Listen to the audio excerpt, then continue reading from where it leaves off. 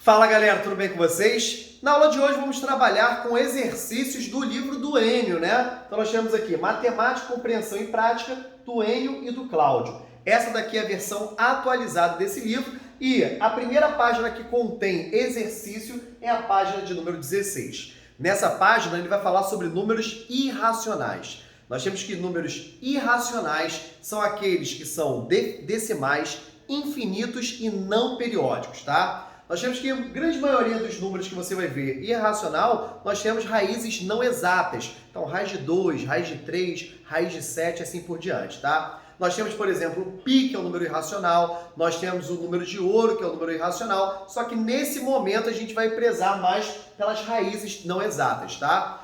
Nós temos que as raízes quadradas que não são exatas são raízes de números que não são quadrados perfeitos, tá? Quando a gente fala sobre quadrados perfeitos, nós temos 0 ao quadrado, 0. 1 ao quadrado, 1. 2 ao quadrado, 4. 3 ao quadrado, 9. 4 ao quadrado, 16. Então, 0, 1, 4, 9, 16, 25, 36, 49, 64, 81 e 100 são os primeiros números que você aprende que são quadrados perfeitos e possuem raiz quadrada exata. Então, a partir do momento que você tem um número, né, que não é um quadrado perfeito, que não vai ter uma raiz quadrada exata, consequentemente, ele é não periódico e infinito, tá? Então, vamos lá. Nós temos que o primeiro problema aqui, ele fala sobre raízes, né, posicionamento de raízes dentro de uma reta real.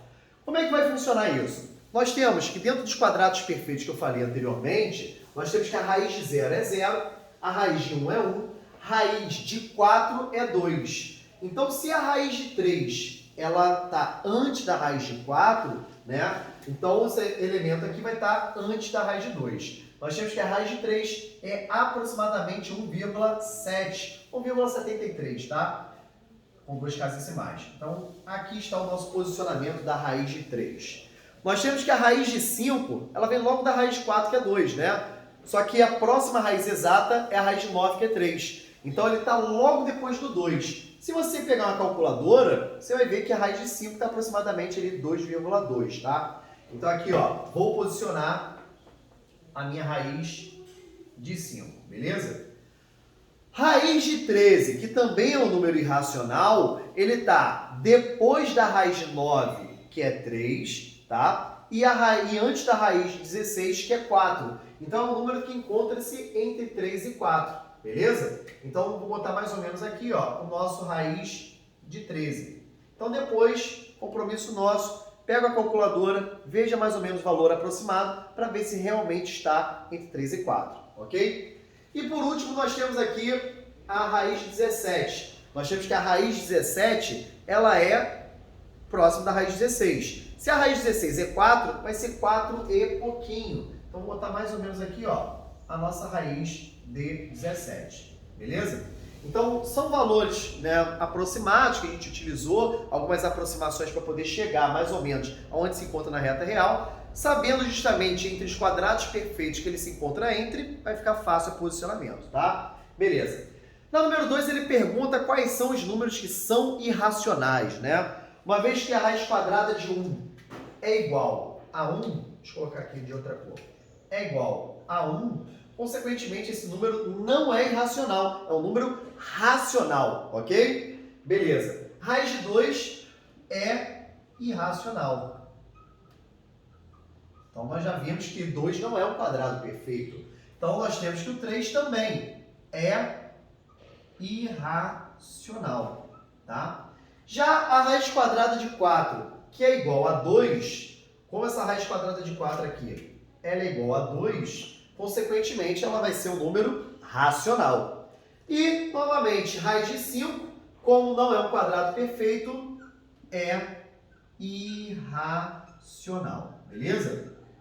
Então, para finalizar essa página 16, né, o início do nosso capítulo número 1, a questão número 3 ele faz algumas afirmativas para dizer se é verdadeiro ou se é falso, né? A primeira ele fala que todo número em forma de raiz é irracional. Não é verdade. Nós vemos aqui que a raiz de 1, que é igual a 1, é um número racional. nós temos que a raiz de 4, que é igual a 2, é um número racional. A raiz de 9, que é igual a 3, também é um número racional, beleza? Então, essa alternativa aqui está falsa, beleza?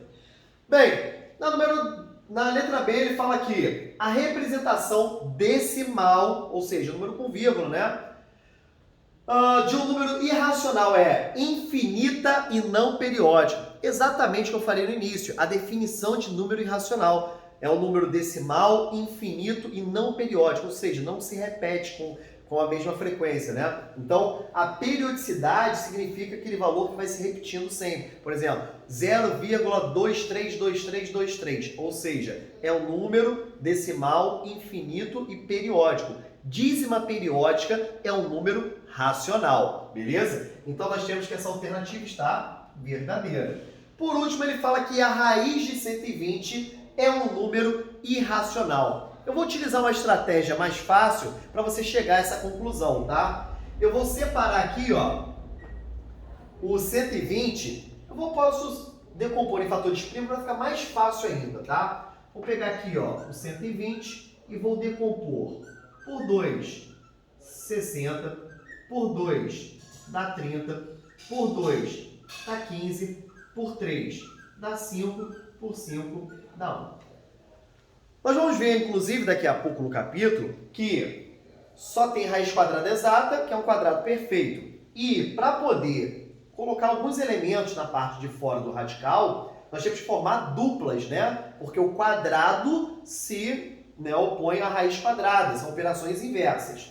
Então aqui, apenas esse 2 que formou uma dupla vai sair da raiz. Então, vou destacar aqui, ó, 2 ao quadrado, e nós temos um outro 2, um 3 e um 5 que não sairão da raiz.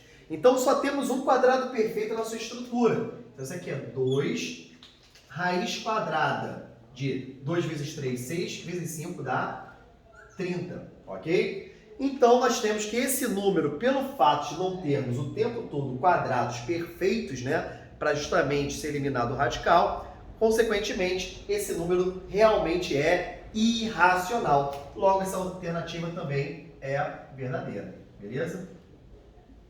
Então, falso, verdadeiro, verdadeiro. Espero que vocês tenham entendido essa aula. Qualquer coisa, deixa aí um comentário pra gente. Galera, grande beijo.